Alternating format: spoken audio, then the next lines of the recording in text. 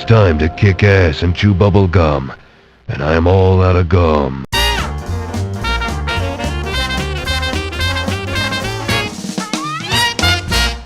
How's everyone doing? It's been a long time that I haven't done a game review, and that's because, college is a bitch. But fear not, because Mr. John is here, and today we're gonna review a game. But what game, you might ask? Could it be Test Drive 5, Spyro, or even Crash? Nope, we're gonna review another Need for Speed game. But which one? Could it be Need for Speed High Stakes, Underground 2, or even the best Need for Speed game ever, Most Wanted? Nope, we're gonna review Need for Speed Hot Pursuit. But Mr. John, didn't you review that game a while back? Well, that game I reviewed was also called Need for Speed Hot Pursuit. However, it was the original game that was released in 1998. This version of Hot Pursuit is the reboot version that was released in 2010 and then re-released in 2020 as a remastered version on Steam. And the game was developed by Criterion Games, who were the masterminds behind the Burnout series and Black, which is also a PS2 classic.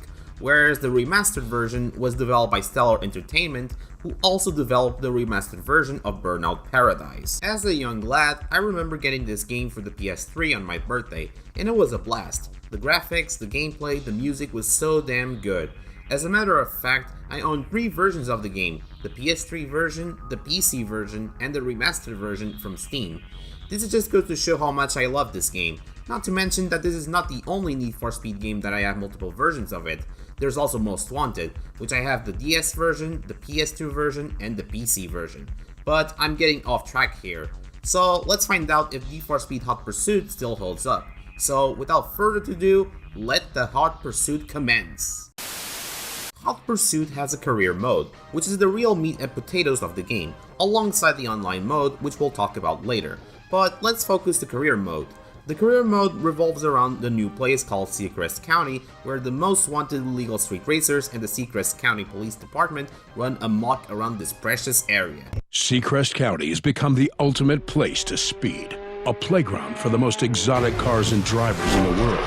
But this is not a lawless place. Constant competition has led to the creation of the world's fastest police force, Seacrest County Speed Enforcement. The SCPD spare no expense to redline it all the way and make you pay. Every day, new drivers still show up and attempt to tame Seacrest County and outrun the law. The pursuit for the ultimate drive starts here. Which side are you on?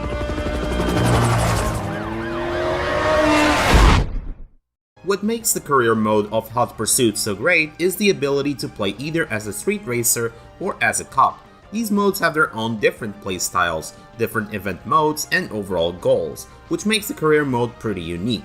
There are many events in the career mode. You have 78 racer events and 63 cop events, which gives you a total of 142 events in total, and you're gonna spend a lot of time completing these events. The racer event section has many modes. Race, which is self-explanatory, Duel, which consists of racer versus racer sprint along a point-to-point route, Time Trial, which you have to complete a route within the time limit, Hot Pursuit, a mode that is similar to Race, but this time around the cops are there to fuck you, Gauntlet, which is similar to Time Trial, but with cops fucking you around, and Preview Events, which give you access to top tier cars. As you complete the events, you earn bounty, and that's pretty important, because getting bounty will unlock new cars and performance tiers as well. You can obtain bounty either by performing takedowns, drifting, close calls, completing events, reaching top speed, evading traps like EMPs, roadblocks, and spike strips, taking shortcuts, and gaining lead positions. Extra bounty can be earned by completing milestones, and these milestones grant you tons of bounty.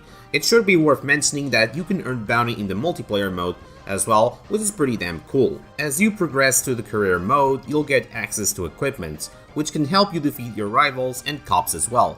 Equipment such as spike strips, turbo, EMPs, jammers, roadblocks, and choppers. These items make your vehicles not useless, as you can use these weapons in a strategic way. For instance, you can use the spike strips to take down your rivals behind you, jammers can be activated if you're getting targeted by an EMP from a cop or a street racer, and their job is to disrupt the ability for cops to use their weapons for a brief moment. EMPs are pretty powerful and they can disrupt vehicles, but it takes time to lock on the target, and if you screw up or the target is too far, it will miss the target, thus wasting your EMP. Roadblocks can disrupt and block racers, helicopters can be used to maintain pursuit contact with additional engagement range, or to drop spike strips ahead of racers.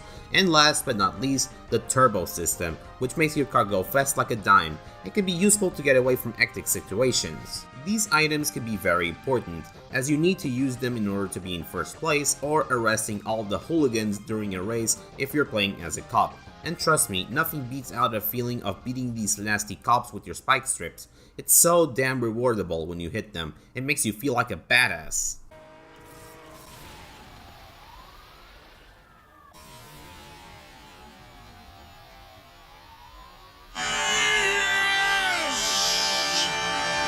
The vehicles also have a health meter, meaning that if you take too much damage either from crashing, hit by AMP, or spike strips, you're done. Game over. Meaning that you need to be careful not to crash too many times, otherwise you're history. The events never feel repetitive, as they feel pretty different from one another, as they have different objectives, like time trials, hot pursuits, you name it, and every event in the game felt like an awesome experience. As far as how the AI is in the game, it's fine. The Street Racers AI is okay, they are pretty easy to defeat if you know what you're doing, while the Cops AI is brutal as heck as they want you dead at all times. They can summon roadblocks to stop you at all costs, using their EMPs to disrupt you, and most vicious of all, they can summon helicopters to maintain their pursuit contact. Now, while the cops can be vicious as fuck, you're not useless. As I said before, you do have the equipments that you earn as you play through the career mode, so you need to use them in order to keep these pesky cops away from you. However, you can only use these weapons for a limited time, so you have to use them wisely. When you play as a cop, you can arrest the street racers by either bashing them a few times, hit them with your EMP or your spike strips, as these methods can deplete the health bar of your enemies. There's also events like the Interceptor, where you have to pass one single racer within the time limit. The racer can sometimes be smart, as it can do a 180 and go to the wrong way, resulting you missing the target with your EMP or your roadblocks. So there's that. There's also the rapid response event, where it's like the time trials, but with a twist. If you hit the traffic or the walls, you get a time penalty, so try to drive perfectly in order to get the gold medals. And speaking of gold medals, I got all the gold medals in the career mode, and it was pretty easy, at least for me. Which brings us to the difficulty. It was fine. I failed a few times in some events, but for the most part it was a breeze for me. But your mileage may vary. As I said before, the Racer's AI is okay. Not bad, but not good either. So take that statement with a grain of salt, as when it comes to the difficulty, it varies to person. Hot Pursuit's car roster is phenomenal. The game has 75 cars in total, and that's a lot of cars to choose from. Legendary cars like the Rotary Beast known as the RX-8, which is my favorite Mazda car by the way, the Menacing Bull known as the Lamborghini Murcielago, the Snake Monster known as the Dodge Viper ACR, and the iconic Magnifica Machina known as the Pagani Zonda, which also appears in the cover of the game, and it's a pretty fast motherfucker. Its top speed is over 200 miles per hour. The roster is divided by 5 tiers: Sports, Performance, Super, Exotic, and Hyper. Each tier has their own car list. For example, the RX-8 is in the Sports tier list, whereas the Bugatti Veyron is in the Hyper tier list. What this means is that the Sport tier, for instance, is where the slowest cars in the game reside in that tier, whereas the Hyper series is where the fastest cars in the world reside in that tier. Not to mention that there's also cop versions of these cars, if you want to play as a cop, so that's pretty cool. As for the controls, which are pretty important for a racing game, no matter what type of racing is, it feels like I'm playing Burnout, and there is a reason why. As I mentioned before, the game was developed by Criterion Games. You know, the ones who made the Burnout games. You see, the Burnout games have that break to drift gameplay where you have to drift in order to take on these tight corners, which in itself is pretty rewarding. And Criterion Games decided to implement this style in this game, and that's not a bad thing, since this gameplay style clearly fits into the theme of this game. I mean, who doesn't like drifting in a corner at 180 miles per hour? So, in short, Hot Pursuit feels like a spiritual sequel to Burnout. It's Burnout with licensed exotic cars and adds some pursuit moments into the mix, as well as a kick-ass location to drive around, and you got yourself one of the best racing experience ever. You can also use the handbrake button, which is pretty useful as some cars like a Bugatti Veyron suck at drifting, so it's important to use the handbrake in order to dominate some tight corners around Seacrest County. Overall, I like the controls in this game. They are solid and pretty responsive and makes the game pretty good for casuals or experts alike. Not to mention the sense of speed is noticeable when using cars from different tiers. The design of Seacrest County is pretty damn good. The area itself is pretty diverse. Granted, it lacks urban areas, but it has a lot of scenic areas like deserts, forest areas, beach areas, you name it. Not to mention the area has a lot of tricky, tight corners as well, and it's pretty majestic to cruise around Seacrest County, especially using fast cars like the Pagani Zonda. In fact, Criterion Games made the area much bigger than Burnout's Paradise World, Paradise City. There's more room to explore since the area is much more diverse than Paradise City. Make no mistake though, Paradise City was still an awesome area to explore, but you get the idea. And finally, there's the online mode, which I'll admit, when I played the original game, I've never played the online portion of the game, and that's because I wasn't a big fan of multiplayer games, and that was something that I regretted doing it because when I got the remastered version of the game and played the online mode, it was fun as heck. The online mode has its own unique modes, like the Most Wanted mode where it revolves around a team versus team free roam with both factions competing to defeat the other by attrition, and the cops must eliminate the most wanted racer in order to win, and you have to do everything to eliminate that racer. It's a fun mode, and it can be hectic, but at the same time it can be fun to play, especially if you're running away from the cops. And there's the arms race mode, where it's like the normal race, but this time around you can use items against your opponents. There isn't much else to talk about it, so overall I find the online section pretty fun. The game also has a photo mode, which is pretty cool. You can add photo effects to make your photo pretty damn slick. On November 6, 2020, the remastered version was released on Steam and Origin and was developed by Stellar Entertainment. This remastered version contains the DLCs that weren't included in the original PC version: the Armed and Dangerous, Lamborghini Untamed, and Porsche Unleashed. The former adds new game modes, whereas the latter ones add new cars as well, new events to race, adding more longevity to the game. Overall, the gameplay of Need for Speed Hot Pursuit is awesome, pretty addicting and then some. Criterion Games knew what they were doing and they nailed it. Great job! Graphically, for a 2010 game, Need for Speed Hot Pursuit looks beautiful to the core. The car models looks absolutely 100% gorgeous. The textures, the atmosphere, the lighting look pretty good. Framerate wise, it runs smooth, but there's a catch. The game is limited to 60 frames per second at max, which is a bit of a bummer for me since I have a 144Hz monitor, and you'd think that Stellar Entertainment would at least increase the framerate per second limit or let us have unlocked framerate in the remastered version. But nope, they did not do that, and that's a bit disappointing. Luckily, the game does have G-Sync support, so at least there's that, I guess. Sound-wise, the engine sounds in the game are perfect. Simply perfect. To give you an idea on how good the sound effects are, here's the engine sound of the Pagani Zonda in the game. Check it out.